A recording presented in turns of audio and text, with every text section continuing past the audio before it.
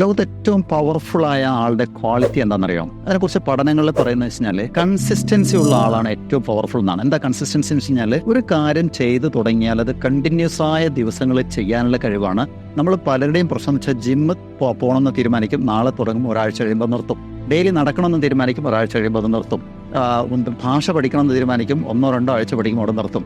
Continuous ആയിട്ട് നിങ്ങൾക്ക് 100 ദിവസം, 500 ദിവസം, 1 വർഷം, 2 വർഷം, 3 വർഷം അങ്ങനെ ഏതെങ്കിലും ഒരു കാര്യം കൊണ്ടുപോകാൻ കഴിഞ്ഞാൽ അവിടെയാണ് അയാൾക്ക് റിസൾട്ട് ഉണ്ടാക്കാൻ പറ്റുകയാണെന്ന് പറയുന്നത്.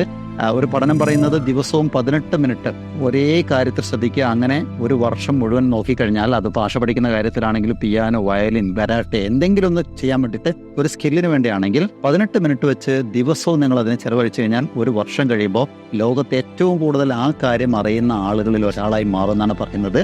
അത് നമ്മൾ അതിൽ മാത്രം ഫോക്കസ് ചെയ്യണമെങ്കിൽ. അതുകൊണ്ട് ഏറ്റവും പവർഫുൾ ആയ ആളുടെ കഴിവെന്ന് പറയുന്നത് കൺസിസ്റ്റൻസിയാണ്. നമുക്ക് കൺസിസ്റ്റൻസി ഉണ്ടാക്കാൻ ശ്രമിക്കുക. ഇത്തരം ഡെയിലി നല്ല മോട്ടിവേഷണൽ വീഡിയോ കിട്ടുന്നതിന് വേണ്ടി ഫോളോ ചെയ്യാത്തവർ ഫോളോ ചെയ്യുക. B practical in your life.